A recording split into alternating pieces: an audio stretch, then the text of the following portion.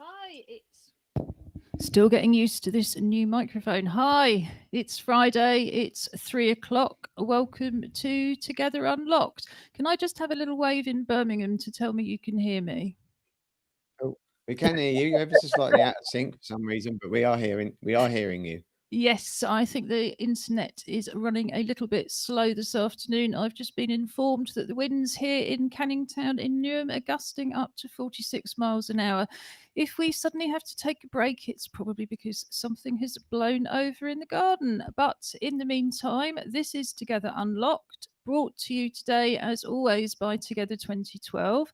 I'm Jew Gosling, artist and artistic director. With me in my East London studio is our chair, the artist Julie Newman. We're going to come back to us for some audio description in a minute, but first of all, we'll go to the West Midlands, the other end of the virtual sofa, for some introductions and audio description. But first, I should say it's Friday, so it's dressing up to go out to stay in day, where we dress up to do something real or imaginary that we're not intending to do outside of the house. So we can go to the moon, we can go to the bottom of the sea. During lockdown, we could just go shopping because that was as unlikely as anything else. So I'm interested to know, guys, what do you look like and what are you dressing up to go out to stay in to do today?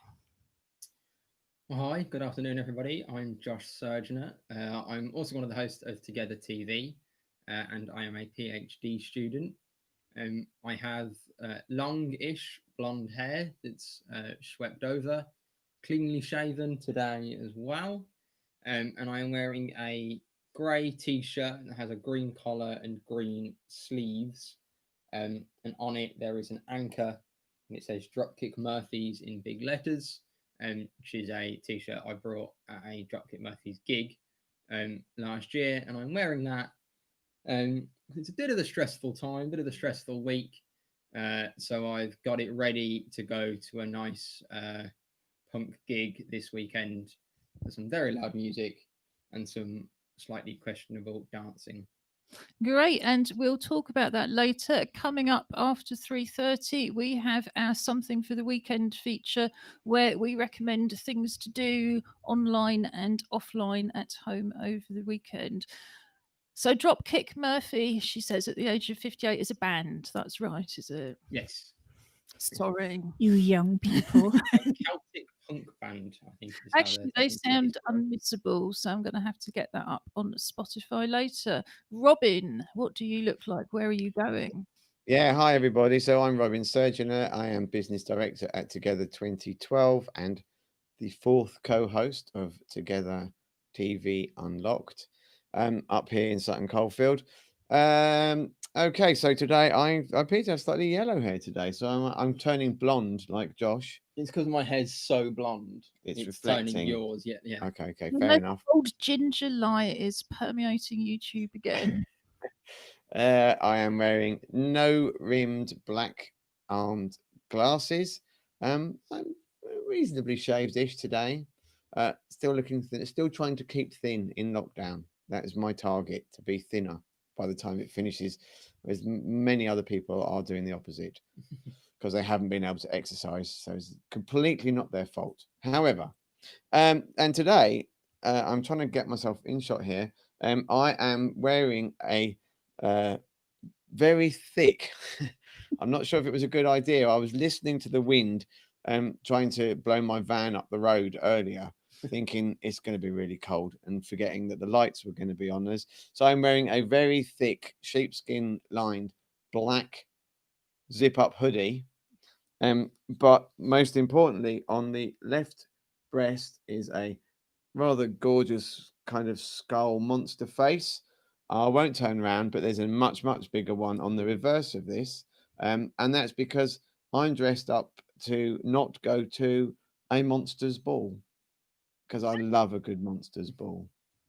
And I think we'll have to come back to Monsters Ball in a minute. We will let you take that off, all things considered, but not yet. So I'm Jew Gosling, also known as the artist Jew90. I've got short red hennaed hair in what we call a corona crop. I've got black plastic glasses, black wrist braces, silver jewellery, and indeed a black t-shirt today, and in pink and white on it, it says Ed Film Fest. On Wednesday, Ted yes. Fringe, Edinburgh Fringe Festival teddy bear, Oh, won yes. the Clockwork Paralympics for this week and is behind us wearing a medal. The teddy is sitting in front of our Together 2012 graffiti banner. We made that a few summers ago with the help of a company called Graffiti Life. We all painted it together, and it's got, if you could see the whole thing, symbols all over it of all the different arts activities we run through the year, from dance, carnival art, street art, visual art, craft, music, photography, film making, and more. We're going to tell you through the show about how we're offering those activities through our Join In From Home web-based program. And this is part of it. So finally, Julie, who are you? What do you look like? I'm Julie. I'm the chair of Together 2012. We're very busy, aren't we? When I think about all those things we do, my goodness, I feel quite exhausted. I've got silver and gold hair. I've got dark rimmed glasses. And today, although it looks black, it's not actually black. It's a dark khaki polo shirt. I'm also wearing, before I start on why I'm wearing that, I'm wearing my new bracelet that I got for my birthday, which is in the shape of a torque. Now, it was pointed out to me that not everybody knows what a torque is. And a torque is a type of bracelet made of twisted metal that was common and very popular, as I understand it, because loads have been found. In the Anglo-Saxon times, also shared by Vikings and Celts. My torque has got 2 wolf heads on it, which I consider to be wonderfully strong. I'm going back in time to 1966 into 67, when I'd finished technical college. I'd got my exam results and was about to go to start my nurse's training, and I was a librarian. Where, hey, now I've been watching The Librarians, and every time they get together, because this is a wonderful show on the television, it ran for about 4 years, and there were 4 librarians who went all around the world and collected artifacts and conquered evil in whatever form that might take, and basically were very good. They did a good thing, and every time they say, "We're the librarians," I want to say, yes, I was one of those. And so I'm a librarian for the weekend. Yes, I do find it slightly difficult when I hear in these sort of ancient reruns the kind of "I'm a librarian," but I also realise that I never got a chance to quite finish what I was saying. I am going to the Digital Edinburgh Fringe Festival. We have mentioned it before. We will flag it up again in something for the weekend, but here is our Ted Fringe Bear, who won the Clockwork Paralympics. I just wanted to mention him again. Again. Yes, we actually won for once. You would think this was, as we race Clockwork toys and they randomly choose a competitor, it would be impossible to cheat, but actually it's almost entirely won in the West Midlands. So there you go. I would call that a dark mossy green, not a khaki green, Okay. but there you go. So did you used to wear green as a librarian? It's not a colour I associate with librarians. But I couldn't find a pith helmet, and sort of like, I thought, you cannot be a librarian and go saving the world without a pith helmet. So I thought this was that well-known symbol of colonialism. That's the one. Collecting artifacts. And librarian. American program, I hasten to add before this show gets completely out of control. Is there anything else that you want to contribute to this discussion? We're a chat show, we're an arts show, and coming up at 3:15 we have our app date. This is a new feature we introduced last Friday, and you'll hear more about it, but it's all about the new NHS coronavirus app, the pilot taking place in Newham, and how everybody else can join in. But before that, if you have burning things you want to say, for once, I'm going to give you the opportunity because it's Friday. Well, I have something that is that we might want to revisit, but Julie just reminded me when talking about Vikings. I had this headline flash up yesterday about that they've got evidence that the Vikings were incredibly gender fluid. And when you think about, gender fluidity being a relatively new, not a new thing, but certainly in terms of its common understanding or awareness of it. And actually, I think it's something we, obviously, what we believe in the show and the inclusivity that we promote and regard and everything else. I'm doing things with my hand. It's the wrong hand, as ever. And I just thought that actually might be something that we can just look at, because I just thought it was really, really interesting that, something that you would think of as probably being, utterly polarized in terms of huge hunking fighting chaps and people at home, women at home cooking things and looking after kids. Seems that may be a very, very misplaced perception of who Vikings were. Yes, and all sorts of other things. I don't really know where to start on that, except, of course, as women, we don't make quite that level of assumption about anything and tend to take a bit more notice when they find female warriors and so on and so forth. But yeah, it's a whole there's several longer conversations, and they're all relevant to art as well as culture, because it's about how you represent people and figurative images and all sorts of things. But yes, I was talking to somebody only last week about, well, what do we mean by a woman? Because that has meant something very, very different. And even through my lifetime, I mean, I grew up, girls didn't earn as much as boys, girls didn't have the same rights as boys. I remember being completely, just struck wordless by that. I couldn't understand why that would be when we were as clever as the boys were in school. And even when the Equality Act came in, it was still thought of as a scientific fact that girls couldn't do maths and girls couldn't do science, and girls would never get such good exam results, and all of these things have just been turned on their head, and yet they're really tiny things. So my guess is that what it meant to be a woman, what it meant to be a man, what it meant to be gender non-conforming or non-binary, all of those things would have been completely different 1,000 years ago. But I do think absolutely it is that sense, isn't it? Oh, these modern people, and you just think, no, you can point back in many cultures in terms of non-binary, particularly for I think centuries, if not millennia. There's some very rich cultural research being done. So yes, I think everybody thinks that everything's new, don't they? And very little is. Yeah. And I totally agree on the whole.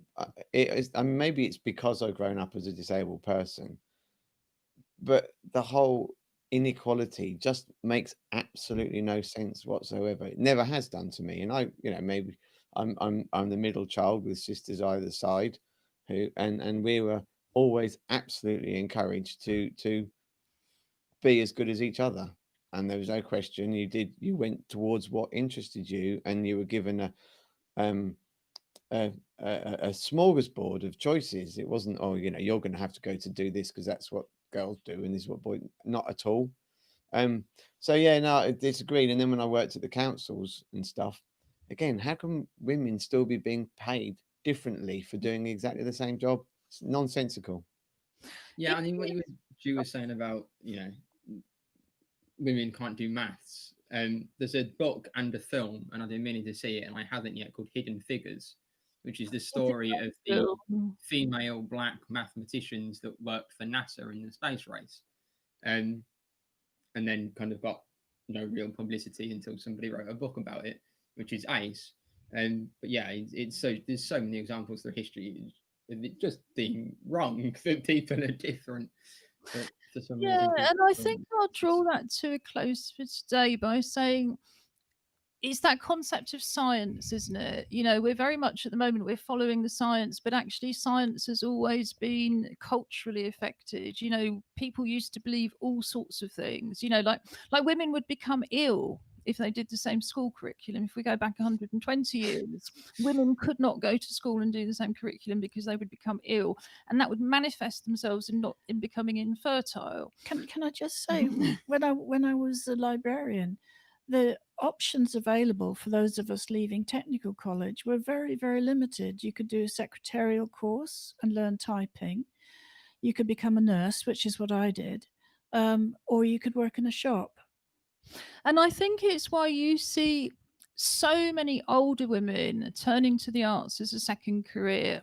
You know, very often as disabled people, because they've had a life limiting illness that's led to their redundancy, or it's just one of those professions where you kind of pretty much find yourself out by your early 40s or 50s, because women just haven't had those opportunities earlier. And we have to hope that they continue to get the opportunities now. But I think that's quite a good time to start our update. And what I'm going to do is put a film on, and then we'll just have a quick chat about it. I did think about doing this live, and I thought it was just fraught with difficulty and possibly quite dull as well. So I'm hoping this is more exciting. This is me getting my letter today from the NHS and installing the NHS coronavirus app for the very first time.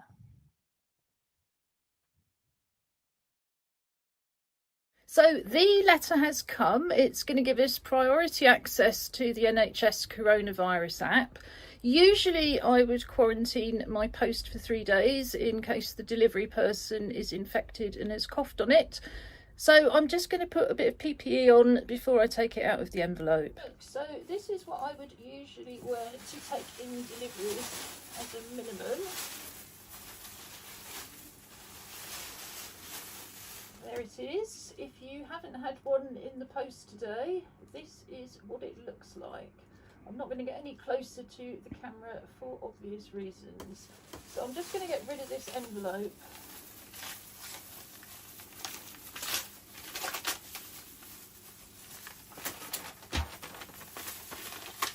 And now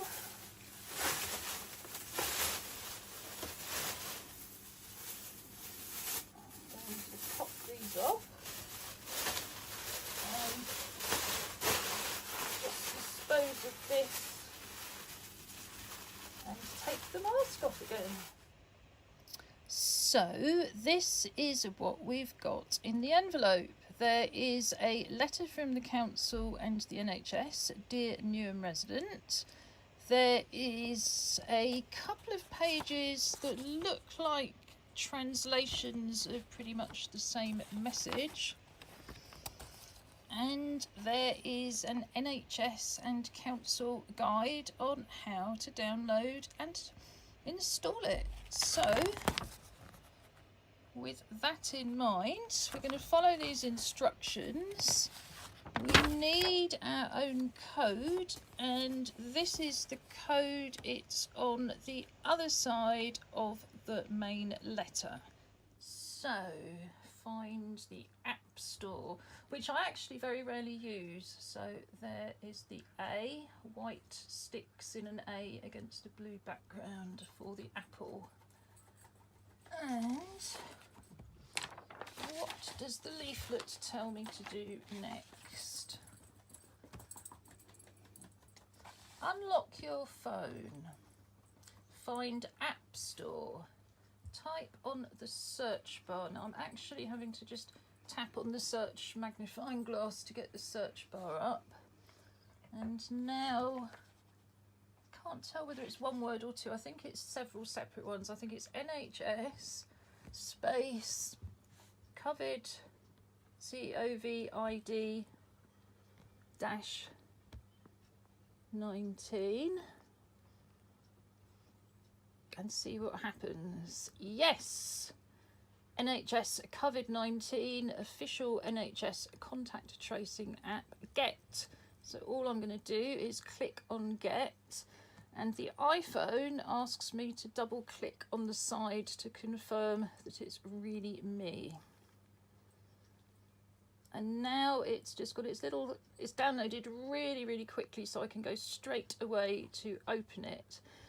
And what you get is something that says currently only for NHS volunteer responders, Isle of Wight and Newham residents, how special are we? And it says, we all want to get back to the things we love. Oh, don't we just? And we can all do our bit to help. This app is an important part of the NHS Test and Trace service. The more of us that use it, the more we can improve it and indeed save lives. So now I've got a box at the bottom to enter the code. So I need to go back to page 2 of the council letter.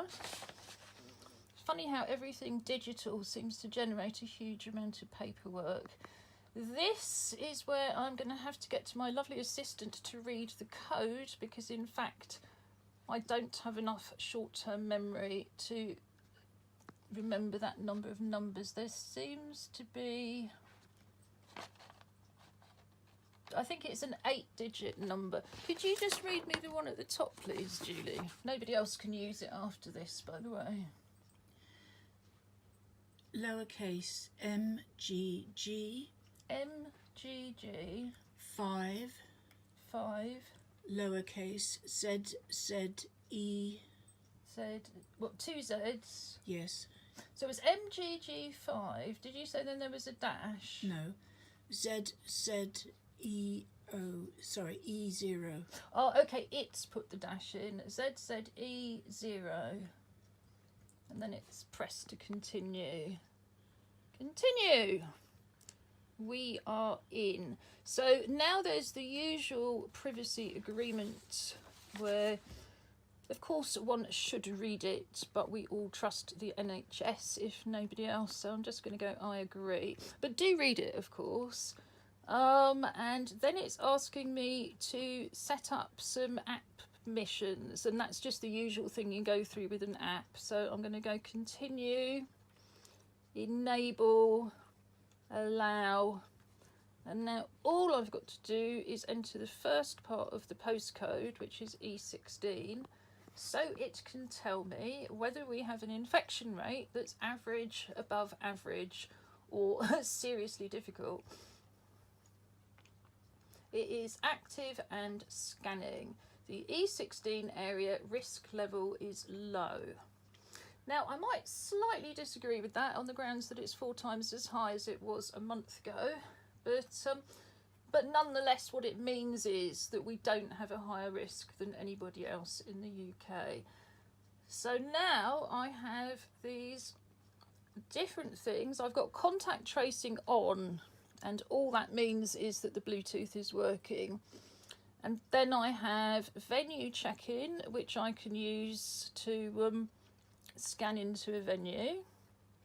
And as I've tapped it for the first time, it's asking for the camera permission, because the scanning works through the camera like any barcode scanner. So yes, allow that. And now it's taking me back again. Allow camera permissions. Oh, I'm having to turn that on manually. That's Apple just checking that I really want to do that. So yes, I do definitely want it to use the camera. So venue check-in, and in fact it's using the camera here. So it's come up with this little square, not much good against the light, I dare say. So you can see that it's now giving you like a little square camera, and that will be the barcode scanner. If I go out again, report symptoms, and that is giving me a checkbox list, which you can say either you've got these symptoms or you haven't. And if it wanted me, if it thought I'd got symptoms, then I would have another section came up about test. So we've also got read the latest advice, which actually doesn't seem to be loading right now, so that could be a trial thing. But I will report that back, because that's one of the brilliant things about being part of this pilot. And there's finally a section about this app, and it just tells us how it works. Beautifully clear, upper and lower case, nice contrast, dark text against light background, relatively straightforward infographics, and it's just telling me here my app is active and scanning. So sadly, that's all it's going to do for a bit, because I'm not intending to go out again for a while, even if I could. And as somebody who needs support to leave the house, that's not always very easy to get anyway. But I feel so much better, because we are planning to start bubbling, which is what we're allowed to do, and it's going to be great because we're going to know what the local risk level is, we're going to know what the latest advice is, and I think just most of all we'll know that we're contributing to a huge community effort to save lives and get back to normal. So this is me with the new app.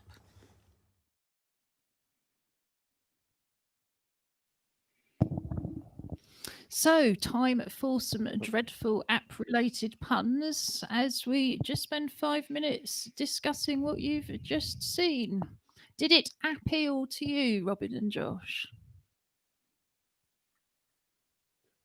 I mean, it does. I mean, I think, you know, it seems very simple process to follow, assuming you read. I mean, you know, take that as a you know, under advisement, if you what. But it does seem very simple. We've all now got your code, so we can all download it as well. No, I'm afraid it only works once. So no, we use those codes before anybody tries to use them. I know, I'm joking, but on just for the other side of it, so everyone gets one, every resident gets one of those. How many places is it like a cube, a reader got, you know, everywhere you go, will there be a chart on the wall that you have to then scan? QR code. Well, all of this is optional. And I think that's the first thing to stress. You know, this really is about a joint community effort. You know, it is optional. But yes, as I understand it, and we'll be coming back to all of these functions in detail next week, what happens is if you're running a venue, so I think it's more useful to think of it as a venue. You know, if you're running a community centre, you're running a library, you're running a cafe, you have the ability just to register for the app, but as a business. And what you then get allocated is a unique code. And the QR codes, for anybody who don't know, those kind of funny squiggly square things that they're not like barcodes, but they are effectively doing the same thing. You just scan them. And the idea is you put a poster up outside the door, and as people come in, they just scan through. Now, that's actually got several advantages. You might think, oh, well, if I've got the app on my phone, it is going to tell me if I've been close to somebody infected for long enough to possibly be infected. But of course, there's the surfaces issue. You know, the reason I was quarantining the post, you know, what the app can't tell you directly is if you've just touched a surface briefly after somebody who was infected. If the venue has a really big outbreak, you know, it might be a day centre and lots of people are becoming infected, the local authority, the council, will come in to start tracing people, and they will put an alert on the system. So the app will simply tell you went to a venue where it could be problematic, you know, you need to take this action. So it's all very much just driven by the app. Nobody else will know that you've scanned it. You know, the business doesn't keep any data, the NHS doesn't keep any data. All of the data stays on your phone, which again is something, you know, we'll discuss more next week. But your phone uses a little bit of data. You know, every so often it will log on to log on using Wi-Fi or data on your phone, and it will just get the most up-to-date list of venues where there's been an outbreak. And then if you visited one at a kind of relevant time, the phone will just tell you. It only holds that information for 2 weeks on your phone, because after 2 weeks you wouldn't, you know, it wouldn't be an issue anyway. You know, it wouldn't, you know, you would already be ill if you were going to get infected. Yeah. So any of the data the phone does hold, and all of it is anonymous, it dumps after this 14-day period, including the postcode. You only put in the first part of the postcode, so it can't identify you anyway. But it only lasts at the moment for 2 weeks. And then you can choose whether you want to put in your work postcode, your holiday postcode, the postcode of your parents if you're trying to check that. I think, like all of it, it's in development. This is the point of the pilot. So later on, it should be possible to have more than one postcode just permanently on the phone, and ones that you can put on temporarily or not. But at the moment, what they don't want people to have to do is deinstall the app and reinstall it just to be able to change the postcode. So they Yeah. just automatically get you to do it every 2 weeks. I imagine it reminds you. Haven't got that far yet, but ask me in 2 weeks' time. Julie, what were your thoughts when you were filming? Um, it would be helpful to know if I was, say, for example, going to E6, which is where I live, what I'm going into. I mean, it's all very well the risk in Canning Town being low, but if I'm going to bubble over to my little flat, then I want to know that what's going on over there. And Yes, so just to reassure everybody, the app doesn't know where you are. We haven't got to that point yet. When you put the app on your phone, you can put in whatever postcode in Newham you like. Yeah, but you've got your postcode and I haven't got my letter. So No, you can use one of my codes. You see, these codes aren't linked to an individual. but you've used it. No, because we've got 5. Oh, Yes, and that's the point. Every household has 5 codes on the grounds that, for example, a lot of houses are licensed to have 5 tenants. If you need more codes, there's a thing in the letter where you can just phone up and get more. But no, I think people think it's a lot more complicated than it is. And actually, all of it is very straightforward. They've just randomly allocated these codes, which you will need. well, can I just say, and when you said about the shops having the signs outside, I wouldn't stop outside a shop, get out my iPhone and scan it in the street simply because I get worried about stealers coming along and thieving And it. I think that's a really, really good point, and we can certainly feed that straight back to businesses that they need to do it inside the door. And Yeah, I had I've already thought of that. I mean, what I would Josh? say, because we're running a little bit late now, so we need to get back to the rest of our join in from home program. But very often, if you go to a venue now, you have to leave your name and address. And the first thing you do when you get there is you've got to fill in all these forms. The hope is that for all sorts, for some types of venues, if not all of them, if you're using the scanner, then you won't have to do the form filling. What was Josh going to say? I was going to say, similar to what you were talking about with the QR code, as much as they are great and convenient, where are they going to put them? Now, let me just stop you there, Josh, because we really are running behind. Okay. And for everybody who's much more interested in the arts, because it's a much longer conversation, and I think it is a really important one to have. Wherever you live, we want to know, what do you love about apps? What do you hate about apps? What's your favorite app? What's the biggest access problem you come across with apps?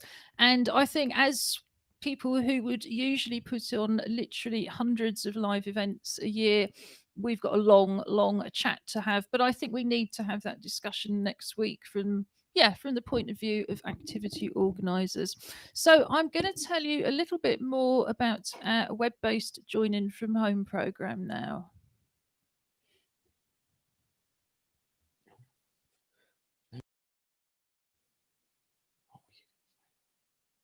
Together 2012 is running a join in from home programme from our website together2012.org.uk. Click on the link at the top of the page, Join in from home, to go straight to the main page where you have a wide range of accessible, inclusive creative activities, mostly using things that you would already have at home. At the top of the page and throughout the pages, you will also see videos in British Sign Language to translate the site for deaf people. These videos can also be useful if you have difficulties reading and you simply want to hear more of the content. The Join in from home programme is based on the activities that we would usually be running in East London. So, for example, we have an arts club which usually operates on a Tuesday with craft-based activities and on a Friday morning for drawing and painting.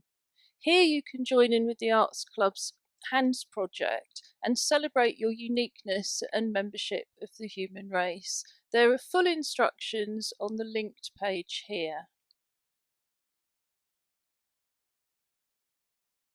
But essentially, we invite you to draw around your hand on a piece of card. It could be an old cereal packet. Cut the shape out, turn it over, and decorate it with anything you would like to do. It could be paints, crayons, glitter, collage, beads, leaves, anything you can think of.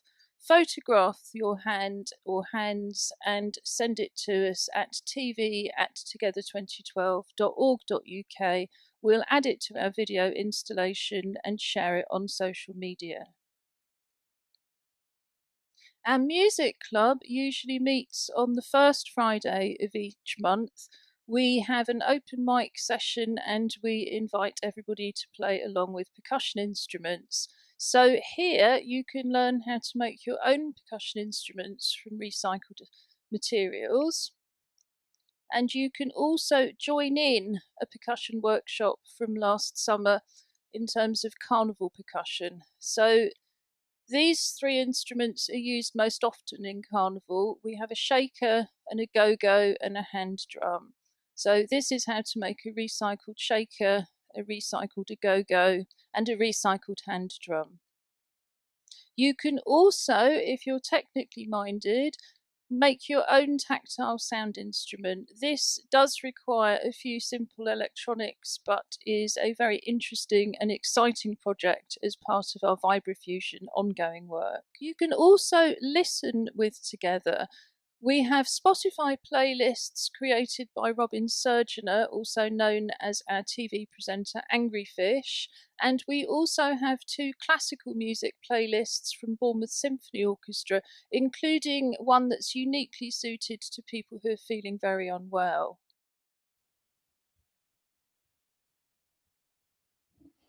And that's our Join In From Home programme. So I'm very pleased to say that, as usual, we've got some work that's been sent in to show. This first one is a knitted or crocheted jacket. And I think it actually might be a little bit of both. This is really beautiful. For anybody who can't see it, it's a very sweet children's jacket with a sort of grey background, very, very detailed floral purples and pinks, greens, all sorts of raised patterning, and a little toy with it as well. Nina is a mosaicist. She's been one of our art club volunteers for a long time, and she's sent this in as something that she did while in lockdown. She's also working in a school, so she's been at work some of the time, but some of the time they were effectively employed but staying at home. So this is just one of the things that Nina's made. Now, this picture is by Paiza Malik, who's a member of our drama company Act Up Newham, and this is Paiza imagining that lockdown is over. So it's a crayon drawing with everybody at Act Up sitting around in a circle. It's got Act Up Newham in the background. There's a lockdown is over poster. Everybody is very, very happy. No doubt at this point, the app is working brilliantly and everything is getting back to normal. So that's a really hopeful picture. Thank you, Paiza. And finally, I've got 2 pictures. I'll put this one up first. This is by Dwayne Bryan, who's one of our artists and musicians in the club's programme.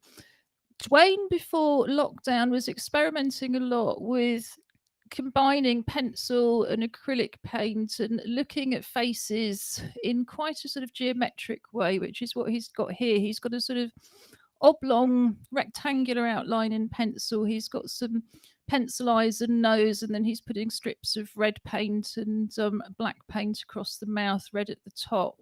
But what I also like about this is it's got the shadow of Dwayne holding up his camera to take the photograph. And I think that actually makes it really special. And we've talked before about how these accidental elements can be so effective.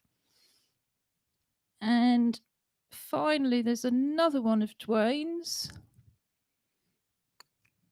And this is a drawing and painting of a tree flowering. It reminds me of the residency we all did together in Memorial Park, West Ham. It's like one of the ornamental fruit trees in the grass with a little sort of round patch of earth around it.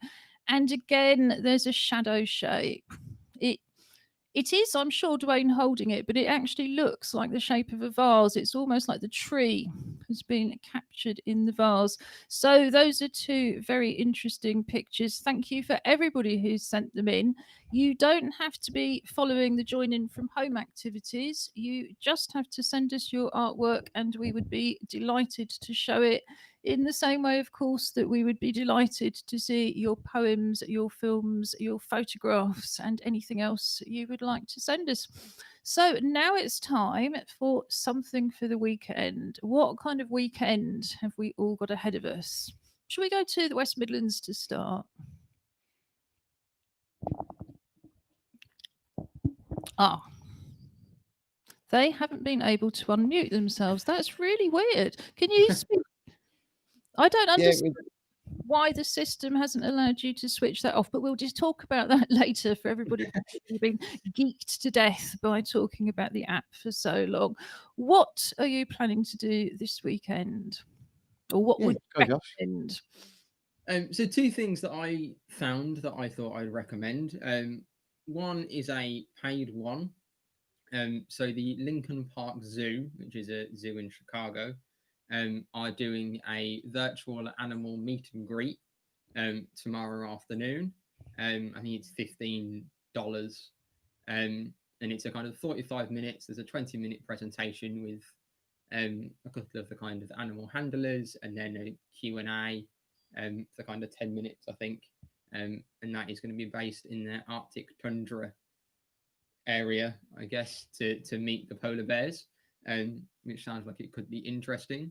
It sounds amazing. I mean, I'm just going to stop you to talk about it for a minute because, I mean, before lockdown, it wouldn't have occurred to us that we could virtually visit another part of the world and virtually meet and greet their animals. You know, I hope we keep all of these digital elements, you know, for everybody who can't access these things in real life for whatever reason. You were nodding. Did you already know about that? Do you know, oddly enough, I looked at it just before I came upstairs, and yeah, just looking at the polar bears, I thought, wow, that looks so good. And then I got put off by the fact that I have to pay for it, to be honest. It sounds like another birthday outing to me. Well, in fact, absolutely, we can have a birthday outing tomorrow. Well, so hey. what time is it? Birthday trip to the zoo. Yeah, what time is it in British summertime? I believe it's 4 till 4:45 British summertime. Oh, that's PM. very reasonable, isn't it? So it's a morning event for them. Okie doke. Let's go to Robin for one next and come back to you for something else. Okay. I went on the free tip. I mean, it does require you to have computer access, but actually, I found out this morning that there are lots of full-length feature films on YouTube, and you can if you type in if you type full movie into the search bar, it will then tell you what movies are actually in full on YouTube. And the other half of the link that I've got to go with it is then there's a film review site called Rotten Tomatoes. Lots of people do know about this.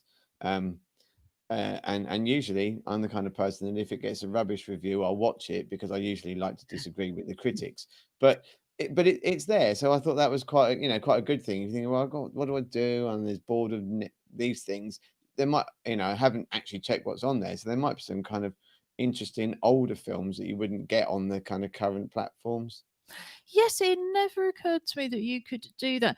We have a highlights and links page. It's under the main Together Unlocked TV menu. We always put the videos that we've talked about, the pictures that we've shown, the poems, photographs, and of course, something for the weekend. That will be online by about 7 o'clock tonight. So the link will be there, and in this case, the search term. Julie, do you want to go next?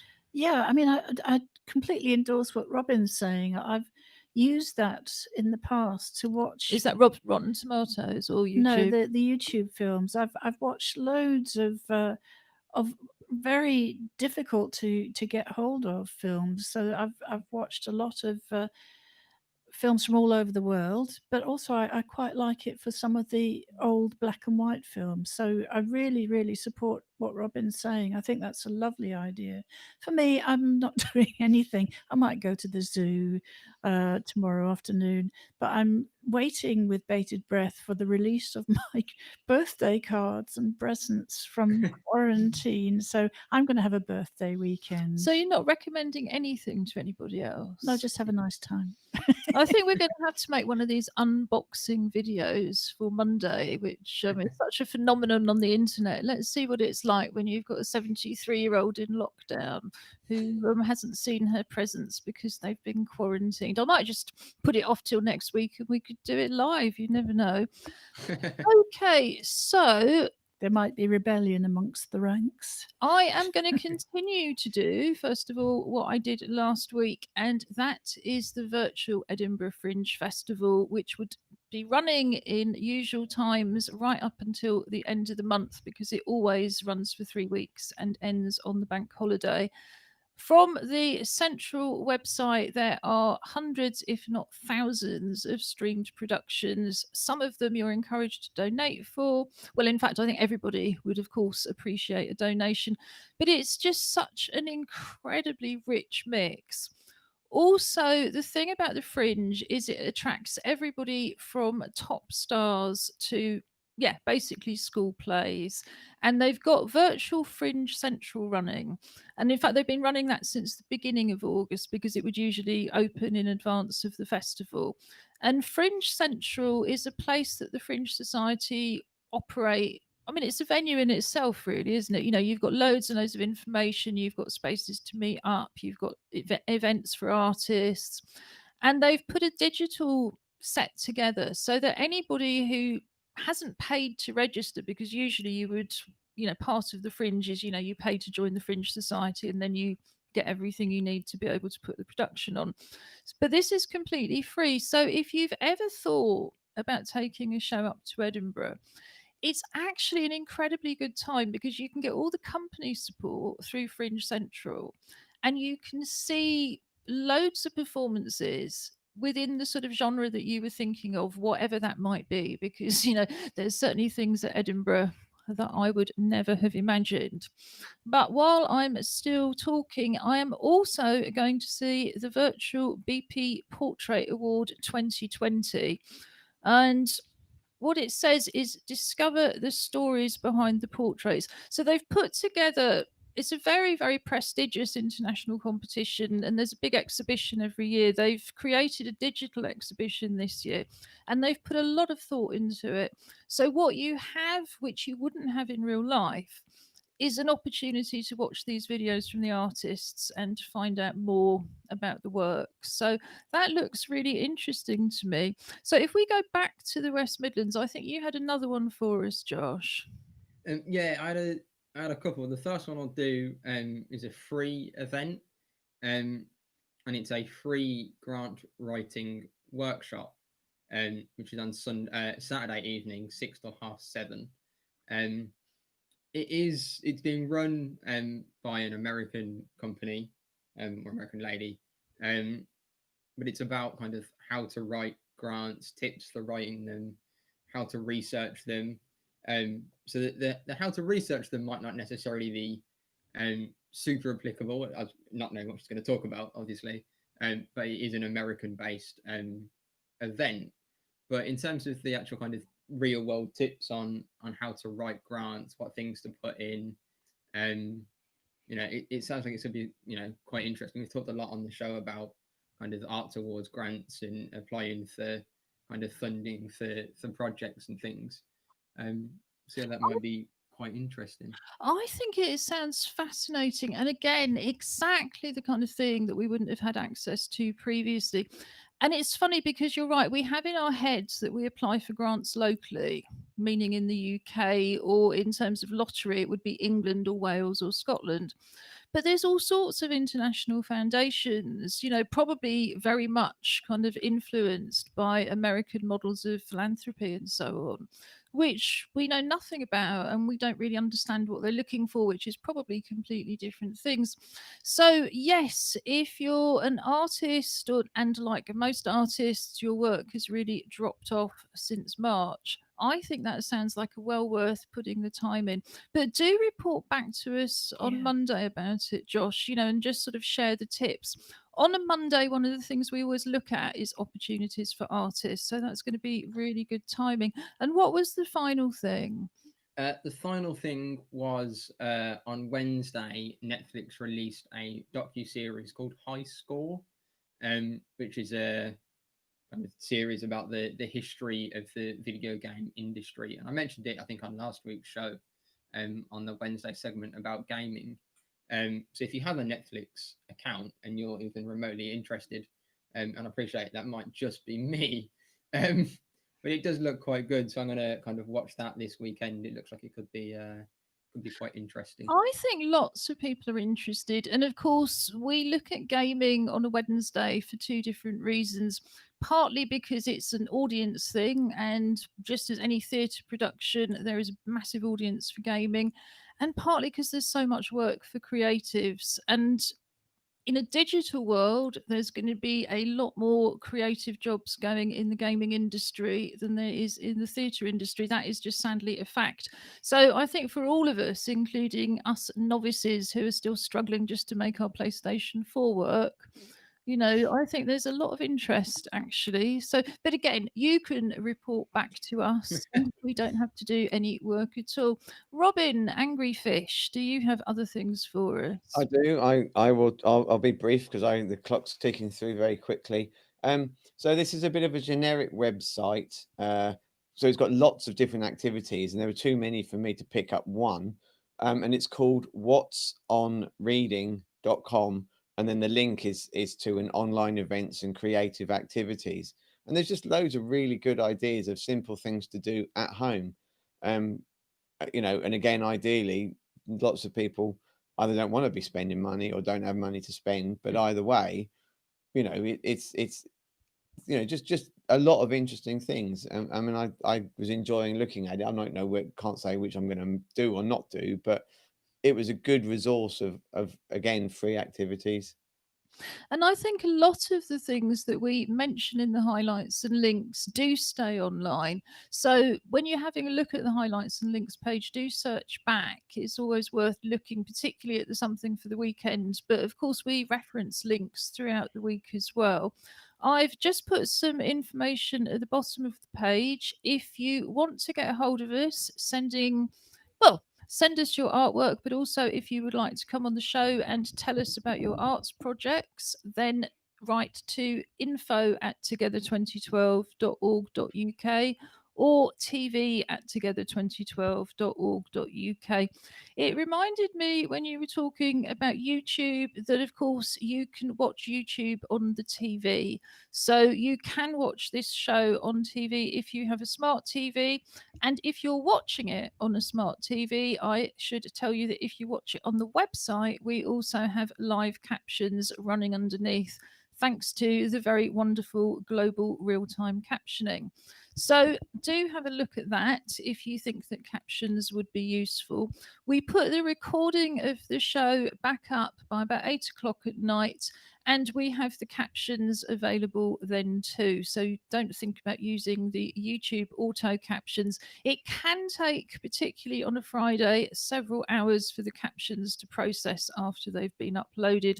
But by tomorrow, you should be able to watch a wonderfully captioned show. And also, if you're in Newham and you're trying to work out what to do about the app dates are available separately on our highlights and links page. On a Friday, we always end up playing out with a song, very often by Robin Surgener, also known as Angry Fish. So he's going to go and get ready. Josh, while Robin is getting ready, we've got two special shows coming up, haven't we? Where we're being thrown off the sofa. Yes. So a week today, a and then the following Wednesday. So the shows either side of Bank Holiday Monday is going to be a youth takeover. So I'm just about classed as a youth, I think, but I've roped in my younger sister, and we're curating a selection of art and sport and gaming based things that we'll kind of talk about. So those will go out on so the coming Friday and then the following Wednesday. And they'll we do- never have a show on a bank holiday Monday, so we're going to be chucked off the sofa for a week. And there'll also be lots of information about our Youth Together programme, and I believe an interview with our youth development worker, the artist Hazel Brill. So there's going to be lots coming up, and Josh will tell us more about that on Wednesday. Yes. I think it's time for some goodbyes before you trot off to see the polar bears in the Arctic tomorrow. And Josh goes off to his punk concert, and Robin chooses from a sort of wide variety of arts activities. So we'll say goodbye from Canning Town. That's me, Julie, and our medal wearing teddy bear. Bye-bye. Bye, guys. Okay, and over to me. So this is going to be, hopefully, not too bad a rendition of a song by Ian Dury. Ian Dury was one of the probably the most famous British musicians who's also was a disabled person. This is called What a Waste, and it was written or released way back in 1978.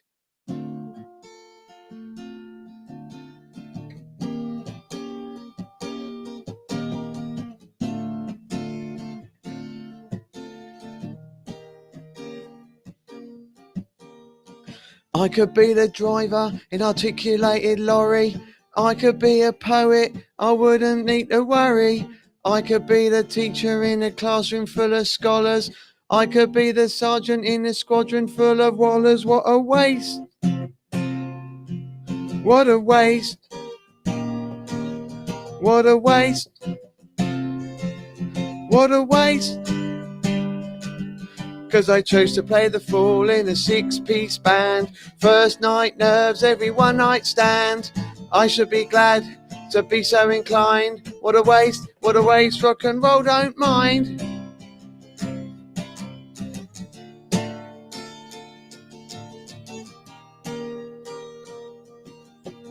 I could be a lawyer with stratagems and ruses. I could be a doctor with pooses and bruises. I could be a writer with a growing reputation. I could be the ticket man at Fulham railway station. What a waste. What a waste.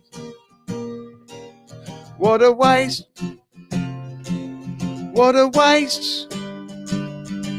'Cause I chose to play the fool in a 6-piece band. First night nerves, every one night stand. I should be glad to be so inclined. What a waste, but I don't mind.